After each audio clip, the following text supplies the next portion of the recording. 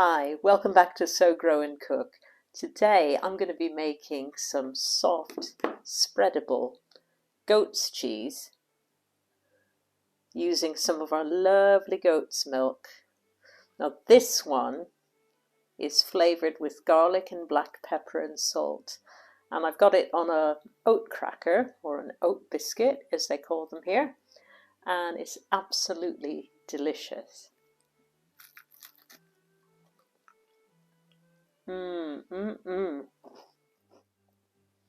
So I'll begin by using 4 litres of goat's milk. It doesn't have to be absolutely fresh from today. These are a few days old.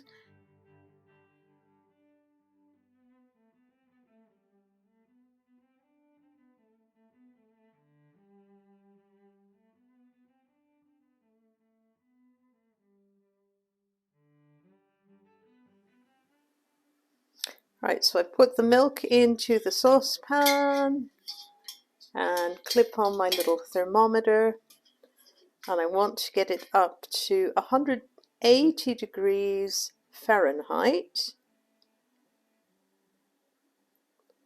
which is roughly 85 centigrade.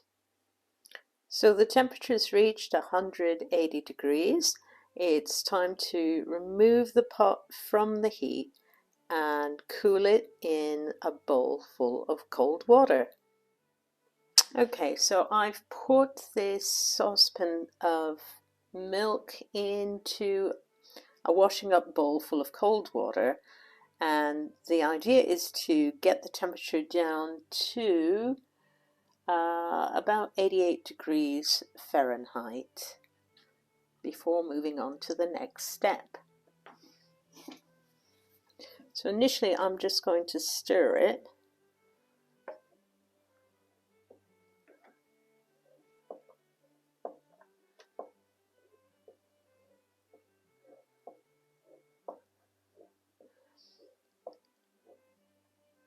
You can see the temperature starting to go down.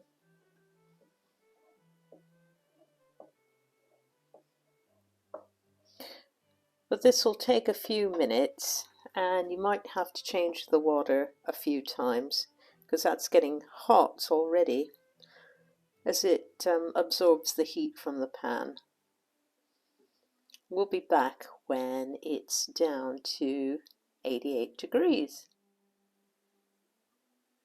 So the goat's milk is now at the right temperature, having cooled in the bowl of cold water.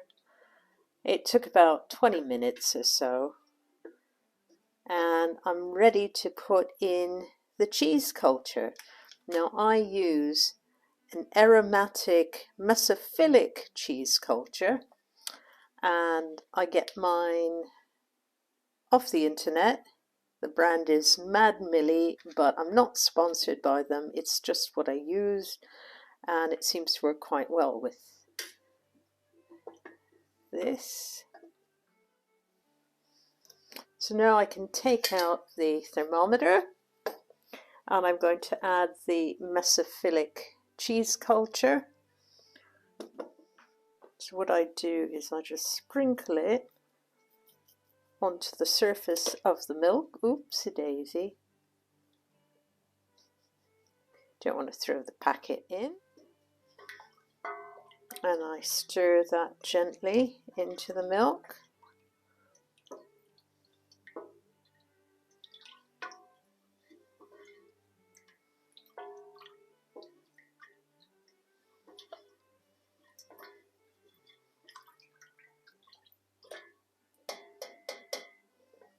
Next, I'm going to use my vegetarian rennet. Now, does it work better than animal rennet? I don't know. I've only ever used vegetable rennet.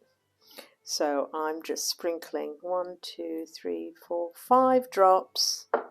I don't dilute it with any water, as some people will suggest you do, but I've never had any problems putting it directly onto the milk. And I just stir that in.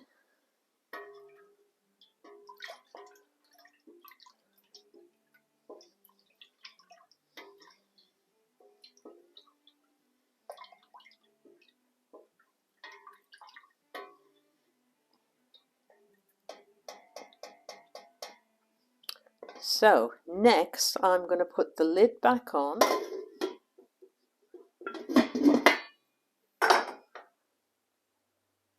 I'm going to take this and cover it with a blanket and put it in my airing cupboard till the rennet has made the milk mixture set. And you can do that, and it's in about 4 hours, or you can do it overnight.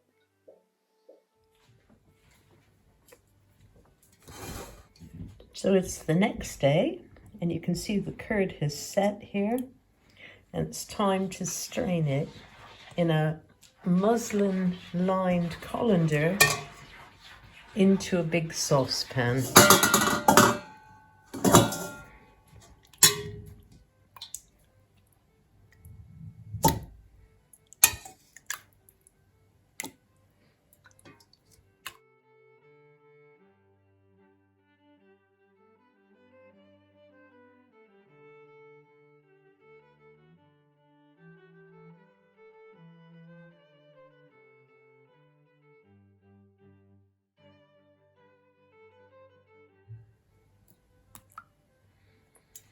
So we'll now cover this up and let it drain for several hours.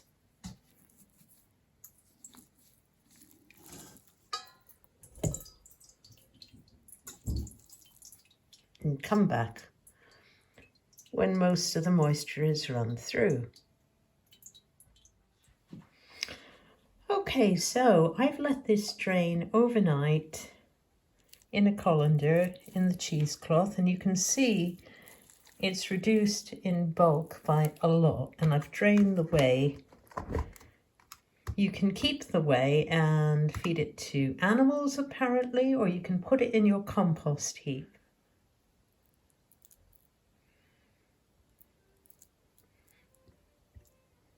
You can scrape that out and use it straight away.